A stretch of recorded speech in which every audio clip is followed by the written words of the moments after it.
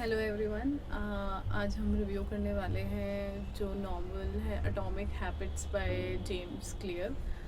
सो review करने से पहले मैं आपको बता देती हूँ कि ये नॉवल कब, अगर कोई रीड करने का सोच रहा है तो कब उसे स्टार्ट करनी है। सो बेसिकली अगर आप किसी ऐसे जोन में हैं जहाँ पे आपको एक प्रॉपर सेल्फ हेल्प बुक देख रहे हैं, आप सोच रहे हैं कि आप फिक्शनल से नॉन फिक्शनल में अगर आप जंप करना चाहते हैं, तो आई थिंक ये बुक है क्लियरली जिससे आप स्टार्ट कर सकते हैं। इसकी जो इंग्लिश है वो बहुत ही बेसिक है।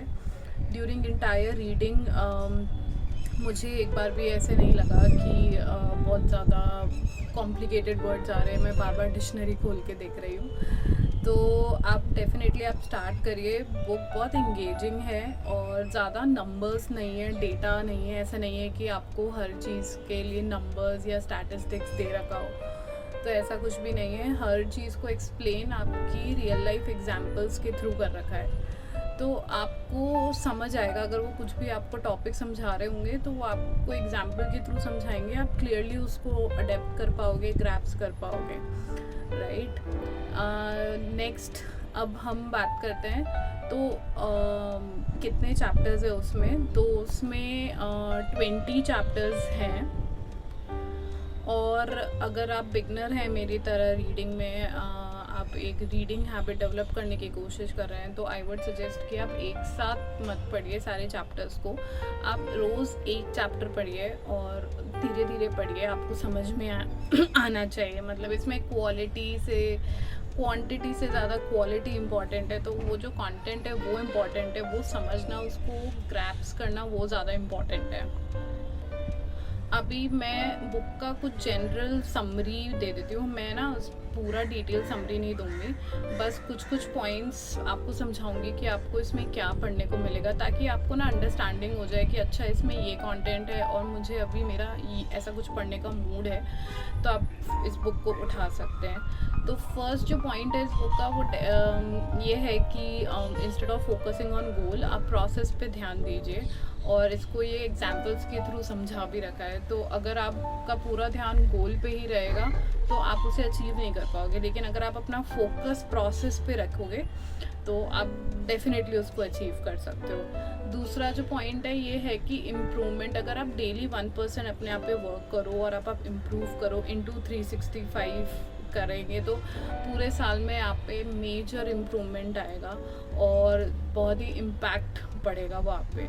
तो अगर आपको कुछ लाइफ में ना अचीव करना है, तो ज़रूरी नहीं है कि आप बहुत बड़ा माइलस्टोन के साथ आप स्टार्ट करो। आप धीरे धीरे चेंजेस ला सकते हो, धीरे धीरे इम्प्रूवमेंट्स कर सकते हो आप अपने आप में, और स्लोली आप एक हैबिट डेवलप कर सकते हो। नेक्स्ट पॉइंट है जो आपको लास्ट चैप्टर्स में मिलने को मिलेगा, वो है कि 2 मिनट रूल। तो उसका ये मतलब है कि अगर आपको कोई हैबिट डेवलप करनी है, तो वो इंटायर हैबिट को स्टार्ट करने से पहले जो उसके शुरू के जो 1-2 मिनट होते हैं, जो आपको किक स्टार्ट करती है वो हैबिट, तो वो इम्पॉर्टेंट है। अगर उसको आपने स्टार्ट करना शुरू कर दिया तो ऑटोमेटिकली आप उस हैबिट को अडेप्ट कर लेंगे स्लोली।